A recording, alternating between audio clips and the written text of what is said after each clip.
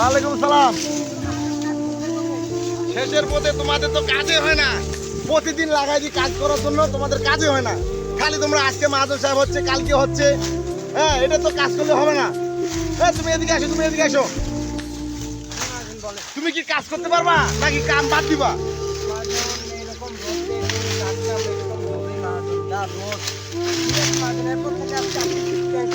আপনার কাজ ঠিক মতো হয়ে যাবে। ঠিক আছে, হবে হবে তো। আমি সেই 3 দিন আগে শুনতেছি, এখনো তো আমার কাজ শেষ হয় নাই। আর কাজ আছে না, কাজ করাইতে হবে না আমাকে? ঠিক আছে মহাজন, এরপর থেকে আমাদের কাজ আমরা নিয়মিত। তুমি শুনো, করতে পারলে করো, আর যদি না কাজ করতে পারো তাহলে তুমি আমাকে বলে দাও, তাহলে আমি অন্য লোক দেখবো। না মহাজন, এভাবে বলিয়েন না, আমাদের পেটে লাথি মারিয়েন না মহাজন। ঠিক আছে, তাহলে কাজ করো, আমি চললাম।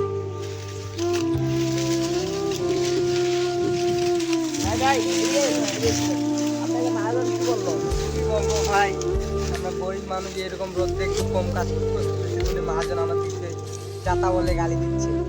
এরকম রোদে ঢাকাটা কিরকম তাপ বিষয়, সে তো মানে যাচ্ছে, খাচ্ছে, যাচ্ছে, ঘুরে বেড়াচ্ছে, এসি গাড়িতে করে যেখানে মন সেখানে যাচ্ছে। আমাদেরকে বলতেছে যে, এরপর এবার বলছে যে কাজ ঠিক মতো না করতে পারলে আমাদের চাকরি বাদ দিয়ে দিবে। ঠিকই বলছেন ভাই, এই রোদে এত কষ্ট করে কাজ করতেছি, আমাদের কোনো প্রশংসা করে না। আমরা এত গরমে কাজ করতেছি, সেখানে এই রোদে আমরা কত কষ্ট করে ওই রকমের ভাই, আজন তো ঠিক মতো টাকাও দেয় না পরবর্তীতে। কি করবো ভাই, এখন যা রোদের তাপমাত্রা ভাই, এর রোদে থাকাই যায় না। আবার একটু সিয়াতে গেলে মহাজন সব সময় বোকা দেয়, আবার বেতনও কাটে। ভাই কষ্ট পায় না, চলেন আমরা কামলা মানুষ ভাই, আমাদের এইরকমই কষ্ট সহ্য করতে হবে। তাছাড়া তো ভাই আমরা তো কাজ না করলে খাবো কি ভাই? আমাদের আমাদের ঠিক না বাবা, আমাদের তো হাতে কিছু না নিয়ে গেলে তো আমার না কি থাকি।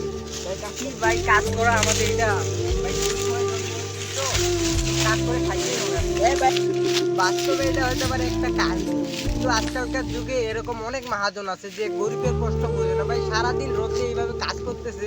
একটু তাদের একটু সহযোগিতা করো, একটু পানি টাড়ি নিয়ে যাও। তা না ভাই, তোমরা এত গালি দিচ্ছ ভাই, তারা কিভাবে বাঁচবে ভাই? এমনি সারাদিন ওরা রোদ্রে অনেক